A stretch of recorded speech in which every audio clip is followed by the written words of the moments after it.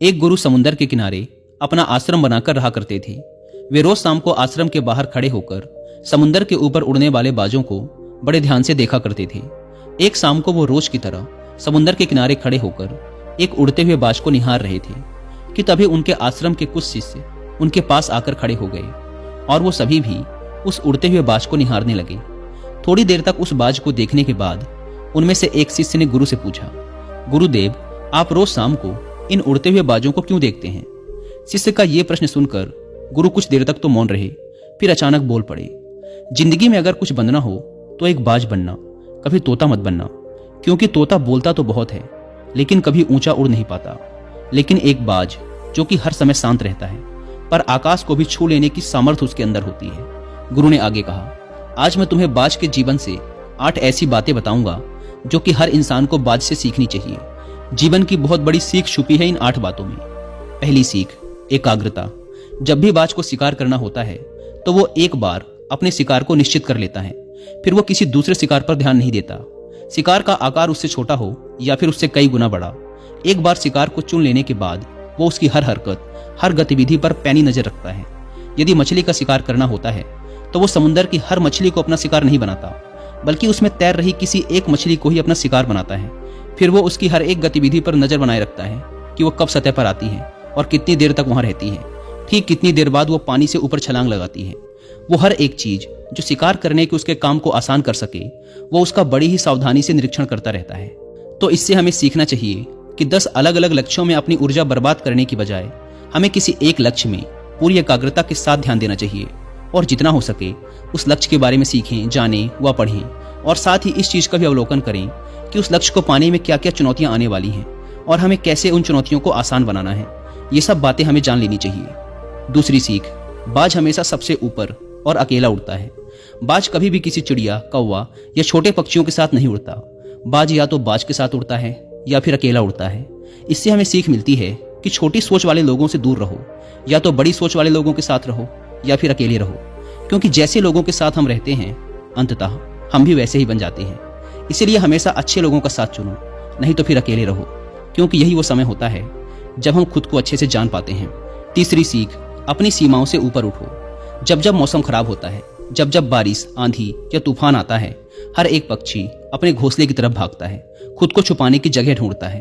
लेकिन बाज ऐसा कुछ भी नहीं करता। वो खुद की सीमाओं को तोड़कर बादलों से भी ऊपर उड़ने का प्रयास करता है। हवाएं उसे थपेड़ा मारती हैं, पंख उसके भारी हो जाते हैं, पानी और धूल की वजह से उसे कुछ दिखाई नहीं देता, लेकिन वो फिर भी आसमान की तरफ उड़ता रहता है और अंततः बादलों से भी ऊपर निकल जाता है और वहां तब तक उड़ता रहता है जब तक मौसम ठीक नहीं हो जाता। बाज अपनी सीमाओं को सिर्फ इसीलिए तोड़ पाता है क्योंकि वो समस्या के आने पर उससे घबराता नहीं, उससे डरकर बचने का प्रयास नहीं करता, बल्कि एक सकारात्मक नजरिए के साथ उसका सामना करता है। इससे हमें सीख मिलती है कि जीवन में जब भी समस्याएं आएं तो उससे भागो मत, उनसे बचने का प्रयास मत करो, बल्कि समस्या की आंखों में आंखें डालकर तब तक उसका सामना करो जब तक कि वो समस्या पूरी तरह से समाप्त न हो जाए। और ऐसा केवल तभी संभव है जब व्यक्ति सकारात्मक सोच, सकारात्मक नजरिए के साथ समस्याओं को देखे। दोस्तों, मैं यहाँ पर एक रेलेवेंट ऑडियो बुक रिकमेंड करना चाहता हूँ जिसका नाम है पॉजिटिव एटीट्यूड से सक्सेस पाने की टेक्निक्स, जो कि आपको मिलेगी कुकएफएम ऐप पर। 3 बातें जो मैंने इस ऑडियो बुक से सीखी हैं। पहली बात, हमारा सकारात्मक दृष्टिकोण स्वाभाविक रूप से हमारे जीवन में सबसे अच्छी और सुंदर चीजों को आकर्षित करता है। दूसरी सीख, हमारा नकारात्मक रवैया हमसे वह सब छीन लेता है जो जीवन को जीने लायक बनाता है।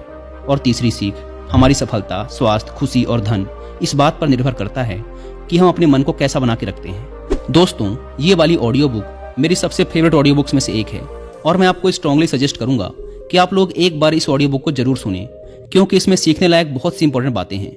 और जिन्हें कुकएफएम के बारे में नहीं पता, यह इंडिया का सबसे बड़ा ऑडियो शो प्लेटफॉर्म है जहां पर आप 10,000 से ज्यादा ऑडियो शोज को सुन सकते हैं, वो भी 7 इंडियन लैंग्वेजेस में।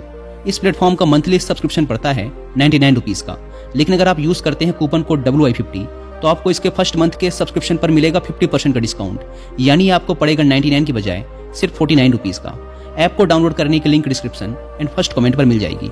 आइए कहानी पर वापस लौटते हैं। गुरु ने आगे कहा, चौथी सीख, अपने आराम से बाहर निकलो।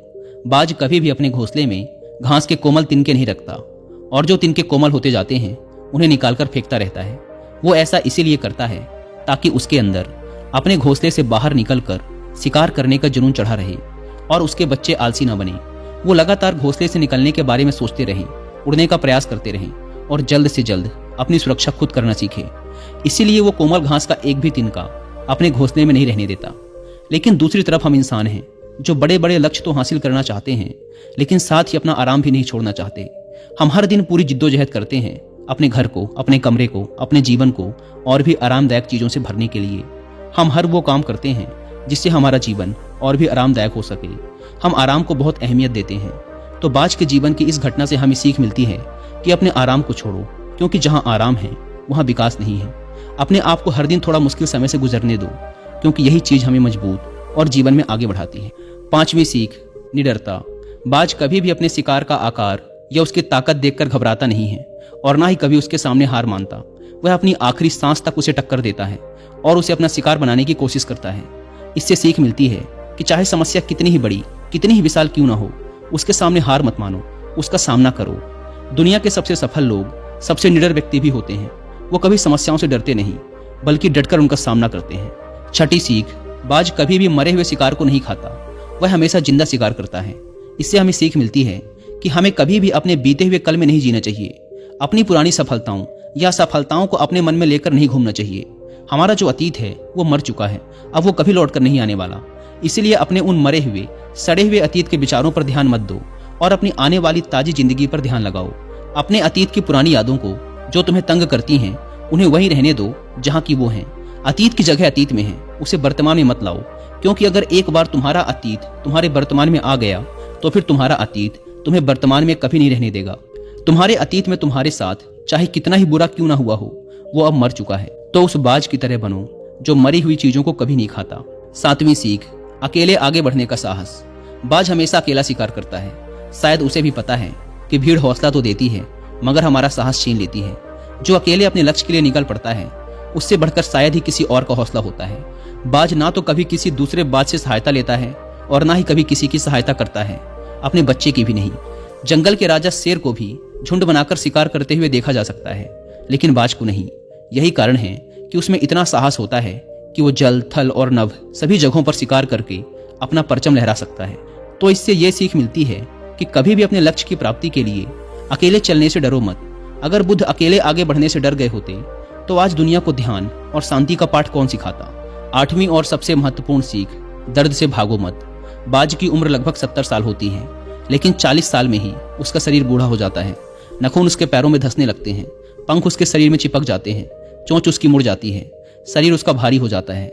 ऐसी स्थिति में शिकार करना तो क्या, वो उड़ने की हालत में भी नहीं होता। अब उसके पास सिर्फ 2 विकल्प होते हैं। पहला, या तो वो अपनी इस अवस्था को स्वीकार कर ले और भूखा प्यासा मर जाए या किसी दूसरे जानवर का शिकार बन जाए।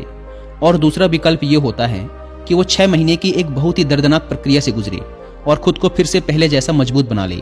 लेकिन बाज तो बाज है, वो दूसरा विकल्प ही चुनता है।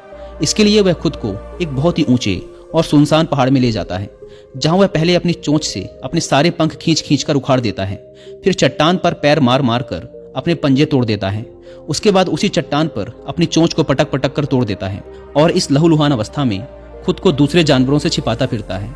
अगले 6 महीने तक वह इसी दर्दनाक अवस्था से गुजरता है और इंतजार करता है नई चोंच, नए पंख और नए पंजे के उगने का। 6 महीने के इस दर्द भरे समय के बाद जब उसके नए पंख, नए पंजे और नई चोंच उग जाती है, तब फिर वह अपनी नई जिंदगी शुरू करता है और निकल पड़ता है अपने शिकार पर और अगले 30 सालों तक फिर राज करता है। इससे ये सीखने को मिलता है कि समय आने पर हमें अपनी कुछ पुरानी आदतों को छोड़ना पड़ता है कुछ नया पाने के लिए। फिर चाहे उस आदत को छोड़ना कितना ही मुश्किल, उसको छोड़ने की प्रक्रिया कितनी ही दर्दनाक क्यों ना हो। चीजें जो हमारे लिए बोझ हैं, जो हमें पीछे खींचती हैं, जिनका हमारे जीवन में कोई काम नहीं, उन्हें छोड़ देना ही अच्छा है। गुरु ने आगे कहा।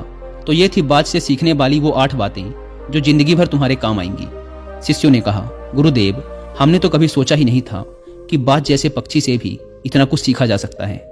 इसके बाद सभी शिष्यों ने गुरु को धन्यवाद किया और अपने अपने काम पर लौट गए। दोस्तों, आशा करता हूं कि आपको इस कहानी से काफी कुछ सीखने को मिला होगा। और जाने से पहले एक बार फिर याद दिला दूं कि कुकू एफएम पर पॉजिटिव एटीट्यूड से सक्सेस पाने की टेक्निक्स ऑडियो बुक को सुनना ना भूलें और 50% डिस्काउंट के लिए आप WI50 कूपन कोड का इस्तेमाल भी कर सकते हैं। धन्यवाद।